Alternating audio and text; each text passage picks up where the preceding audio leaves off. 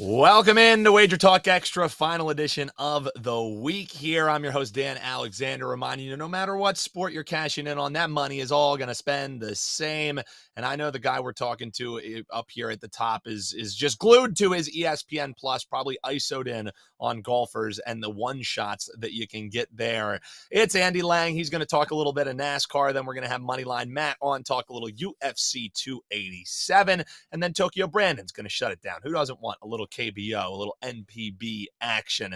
We're just looking at Japanese baseball with Tokyo Brandon today, but he's also got a great promotion that he'll be sharing with you to end the episode. And when we were getting prepped up for this show, Andy Lang told me this may be the shortest edition of Life in the Fast Lane ever. So, Andy, I'm putting you on the clock. Let's welcome him in, my man, Andy Lang, to talk a little bit of NASCAR.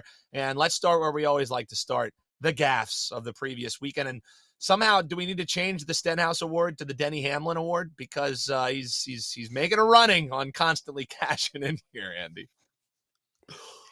This team cannot get their pit stops right, and this has like been going on for seasons, not just this season, not last. It's just I don't know what it is with this team. He's going to be the winner. It wasn't a great week for Stenhouse Award. So in Formula One, Sergio Perez had malfunction in his car, locked up his brakes. That really ruined his race because that was happening in practice and gave him a bad qualifying run. Bubba Wallace had a tire get away on a pit stop, and this was actually more dangerous than it was funny. But a team member not wearing a helmet like fell over the wall trying to grab a loose tire. Don't ever do that again, please, sir. Christopher Bell bombed into William Byron, and he tried to blame Ross Chastain for the accident, but upon replay, Ross Chastain was literally nowhere near him. But yes, it's Denny Hamlin and the pit stop penalties. So his team screws up a pit stop. Again, no surprise there. But then, of course, he gets caught speeding. So they all have each other to blame. So Denny Hamlin just keeps messing up these pit stops, and it's really affecting his points and his finishes in these races. These, we laugh at it, but these are really, really affecting what happens to his points at the end of the season. So Denny Hamlin, I'm sure this will not be the last time we visit him as a Stenhouse Award winner for his pit stop penalties. All right, Andy. So what do we got cooking up this week? We're in Bristol, and it's a little bit different this week, as I believe we're looking at a dirt track. So explain what kind of different nuances maybe we'll be seeing with that. And then, of course, we got a best bet for the folks. But Bristol this weekend, what should we expect? I kind of enjoy the Bristol dirt track, and I have to commend NASCAR because they tried something different. This has been a complaint that a lot of people have about NASCAR is not trying new things. So a couple years ago, they took the world famous Bristol track, very very short, tiny track. They brought in a bunch of dump trucks full of dirt, and they just covered the track in dirt and said we're racing in the dirt. They had a lot of snafus at the very beginning. The first was, if you'll see, they didn't water the dirt down enough, so it became impossible to see once the race started. That was dangerous, yet yet a little bit funny.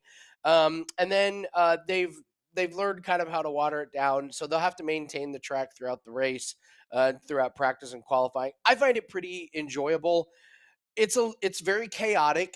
You have some guys that really excel on this dirt because they grew up with sprint cars or they grew up on dirt tracks. And then you have some guys that have never done this, but the last couple of years they've gotten their experience in there. Like always, the cream does seem to rise to the top, but it's very easy to spin. It's very easy to get into an accident. I am a fan of this. I will be watching this intently. I think it's a great race. I'm glad that they've kept doing it. So betting wise, tread a little bit lightly. I laid off of NASCAR last week. I was kind of glad I did. The one strong lean I did have was going to be Harvick in the top 10. He ran in the top 10 all day. So I feel a little bit better about my read on NASCAR. And we did not have the last lap caution from last week. So I think I will probably have a couple plays. One of them is going to be the best bet. But yeah, the Bristol dirt race, I guess my one warning would be careful when you're researching this. Don't make sure you're researching Bristol dirt track and not just Bristol finishes, because when they race without the dirt, it's obviously a very, very different track. So they've raced here twice, so make sure you're researching just the Bristol dirt finishes, Dan. But if you got time to watch this race, it's pretty entertaining. This is one of the better ones for viewers. Yeah, so you say you'll be locked in on this, but I have a feeling you'll might be going cross-eyed or cockeyed because one will be on Masters and one will be trying to watch the dirt as it's whipping up over there. All right, well, what are me and the viewers and the listeners here of the show going to be having our eyes peeled to? Because I think you got a head-to-head matchup here for us in a little NASCAR action. So, what's the free bet you got for the folks today, Andy? Actually, Dan, they're very smart. This race is not until Sunday night.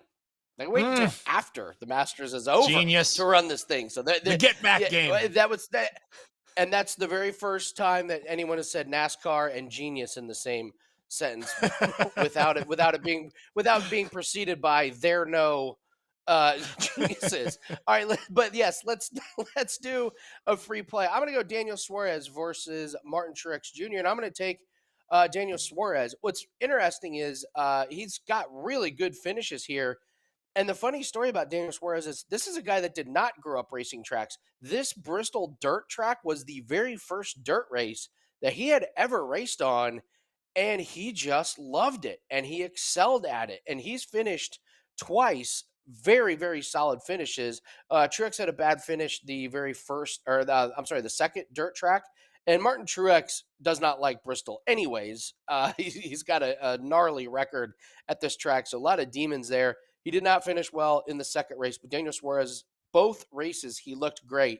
And it's kind of one of those where you would look at his finish and go, oh man, that guy must be a dirt track ringer. No, but it just fit him well, and I'm going to keep riding with it. He seems really happy and content racing on the dirt, even though he's not done it before. And I just cannot overlook his two finishes here. Way better average finish than a lot of the dirt track ringers, and he seemed to keep himself out of trouble. And the other thing is, he had a bad qualifying run in one of them, but he raced himself to the front, so he was able to pass cars, maneuver around. He kept himself out of trouble. So I'm going to keep riding Daniel Suarez. I'm going to fade Martin Truex, as this is definitely not his style. He said he doesn't like Bristol many, many times. So give me Daniel Suarez over Martin Truex Jr. as today's best bet.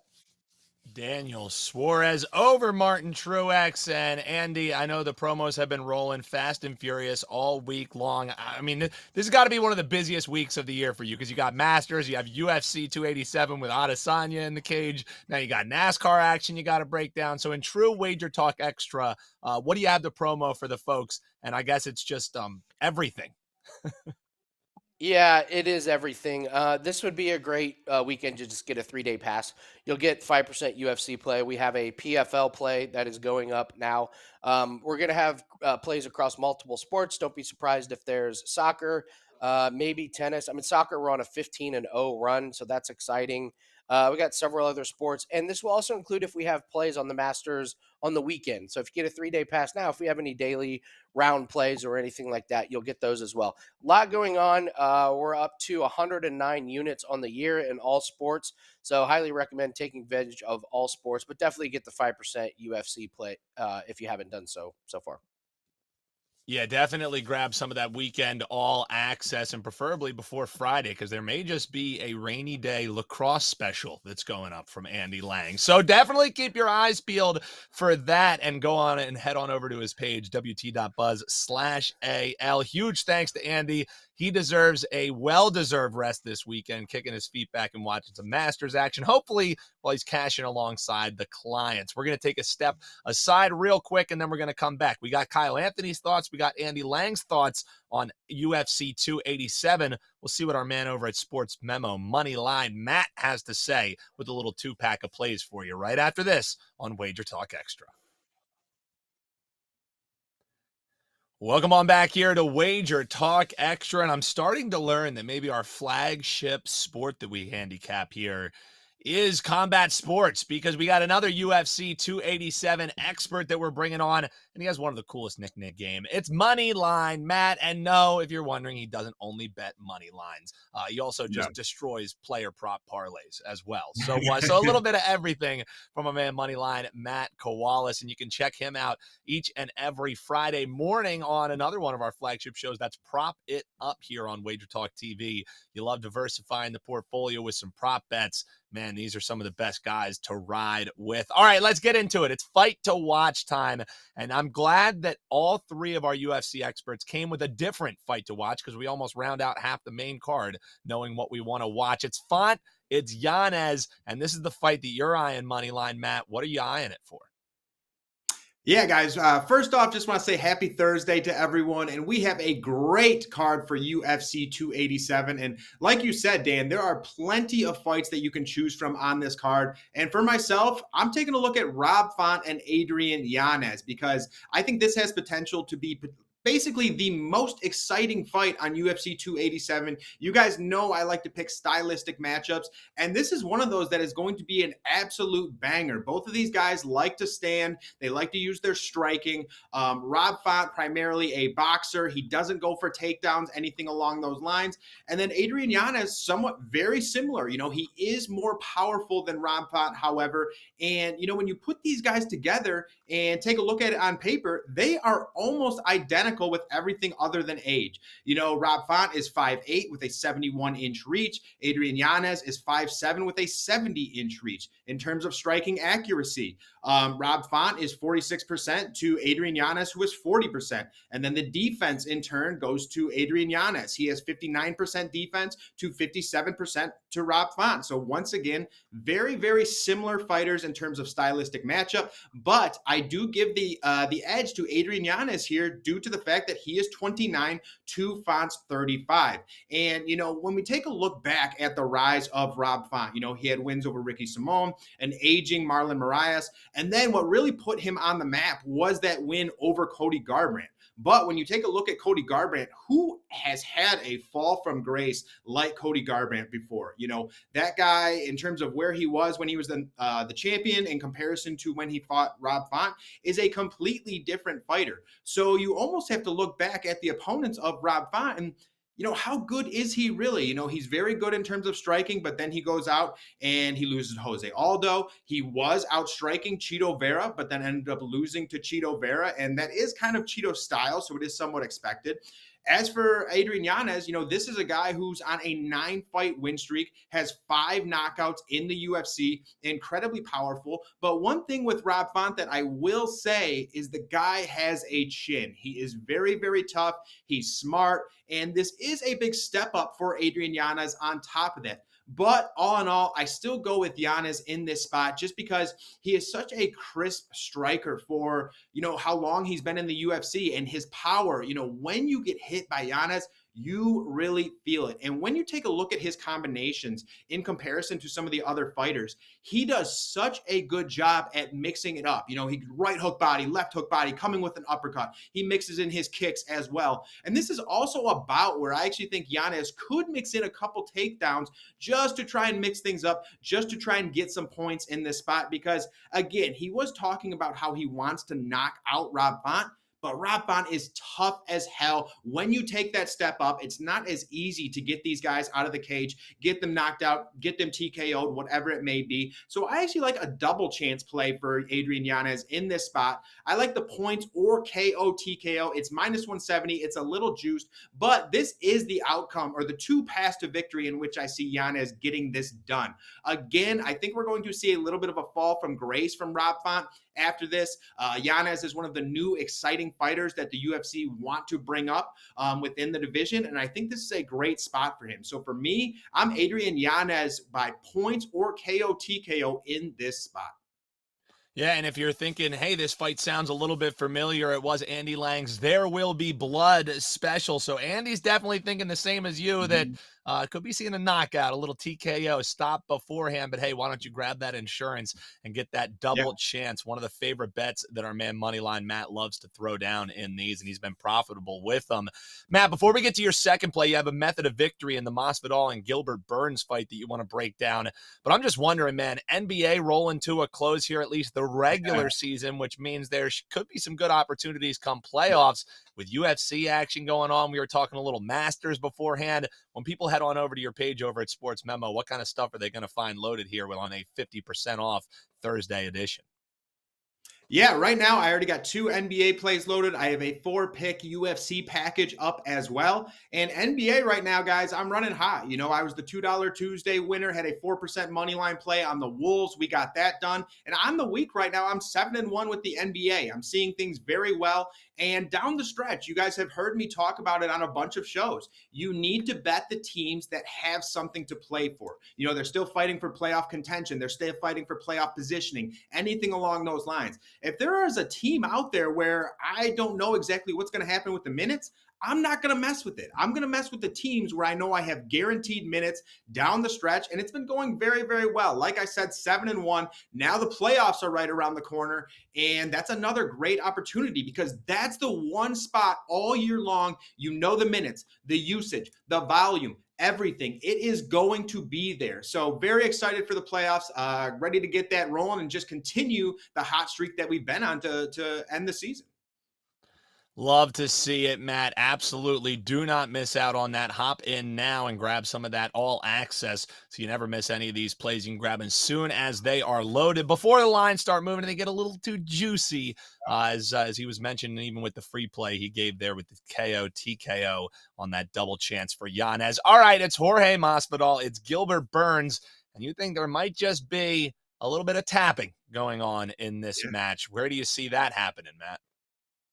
Yeah, and guys, this is actually a play I'm very excited for. And I was honestly a little surprised with the value given because right now Gilbert Burns is around a -450 favorite over Jorge Masvidal. And if you go with that exact outcome method of victory, you can get some pretty good odds. And for me, I'm looking at the Gilbert Burns submission in this spot because, these two fighters I think are completely different in terms of talent levels. I think they're still in completely different areas of their career at this point in time. I think Gilbert Burns is still one of the top guys in the division. And with Jorge Masvidal, some of you guys might not like this, but Jorge Masvidal, I don't believe has ever been a top guy in the division. And he's just working his way out at this point in time. I personally think Masvidal is a glorified journeyman. When he faced Usman both of those times, I don't think either of those were very deserving. Then he faced Colby Covington. Colby got that done pretty easily. And in every single fight, Usman took him down. Colby took him down. And when you take a look at Kamaru Usman and you take a look at Colby Covington, the one thing with their ground game that is different from that of Gilbert Burns, is the ability to submit the opponent. Gilbert Burns is a Brazilian Jiu-Jitsu gold medalist, and then you take a look at guys like Colby and Usman, they're more so looking to ground and pound. And for me, I think Gilbert Burns is going to be able to get Jorge Masvidal to the ground, and I personally think he's going to be able to submit him. Gilbert Burns, in terms of level of opponent, he's beaten guys like Tyron Woodley. He almost got Usman out of there early on when Usman was in his championship run, things like that. So I do think that Gilbert Burns has faced far tougher competition. And when you take a look at Masvidal, when he went on his run, he got out Ben Askren, he got out Darren Till, and then he went on that little run. He beat guys like Nate Diaz. No one really to the level of a Gilbert Burns. So for me, I do think Gilbert Burns is a fairly safe bet in this spot. And it's to the point where I'm looking to actually take it to the next level and go to that exact outcome of the submission. This is plus 230 for exact outcome. This is generally Gilbert Burns' number one method of victory. You saw what he did to Neil Magny in their last matchup. And I would actually say that Neil Magny is probably a tougher opponent to get to the ground and submit than that of Jorge Masvidal. And I know there's not always the transfer effect or anything along those lines, but at this point in time, Jorge has been talking about retirement. I think he's looking to collect one or two more paychecks. Gilbert Burns is a good name to attach with it. He'll lose to Gilbert Burns probably by submission, like I said, and then he'll go and look to face someone again, like who knows, maybe Nate Diaz will make a comeback or something along those lines. But those are the guys that I see Jorge facing at this point in time. So for me, it's Gilbert Burns by submission at plus 230, and I really like this play. Yeah, love that price too. When you're able to take a favorite, really extrapolate how this guy can get this finished at that huge number. Obviously, the odds makers think he's going to win. Being able to get a plus 230, a plus 240 on a submission. Love the breakdown there from our man Moneyline Matt. As he mentioned, plays loaded right now for our Throwback Thursday. Head on over to sportsmemo.com and check those out. And from one guy with a sweet-ass nickname, we go to another because Tokyo Brandon's up right after this here on WagerTalk Extra. What's a better way to shut the week down than joining myself and Tokyo Brandon to talk a little KBO and a little NPB? Tokyo Brandon and I became somewhat of best friends over the KBO season last year, as I was telling him SSG Landers, and we had a good time on Asian baseball today. But now housed under here in WagerTalk Extra, and when Tokyo Brandon talks baseball, you better listen, and not just these foreign leagues. MLB, he's got a 4%er rocking. You can get it half price right now. We'll talk about that in a little bit here, Brandon, because let's get right into it. Let's start off with a little NPB Japanese baseball action. It's early in the season, but you've still been running nice, and you got a 4% play for the folks here in the Orix Buffalo and Nippon Ham Fighters game. So I'll turn the ball over to you, and what are we doing? Yes, I do have a 4% play here, and also as a promotion, I have a 5% play in the KBO tonight, and it's half price because WagerTalk likes to slash everything half price until mid-June. So you can grab my KBO 5% play, and I have a 4% play right here, which I'm going to share with our loyal audience. The Nippon Ham Fighters, which is Otani and Darvish's old team in Japan. They're traveling to Kobe to take on the Orix Buffaloes. So Miyagi's taking the mound for the Orix Buffaloes, and he's a stud. He pitched in the WBC for Japan's championship team. He's got a career whip of 116, and he only walks 1.8 batters per outing. Historically speaking, he does really well against Nippon Ham. Nippon Ham's putting out a pitcher named Uehara. Uehara doesn't go deep into games. He goes rather short, and also in his 5 career starts against Orix, he has 0 quality starts and a 1.45 whip. So I really like the Orix Buffaloes on the money line here. So that's my 4% client play, which don't go buy it. I'm giving it to you for free right here. Man, that's the man of the people right there. A 4% play in one of his best leagues.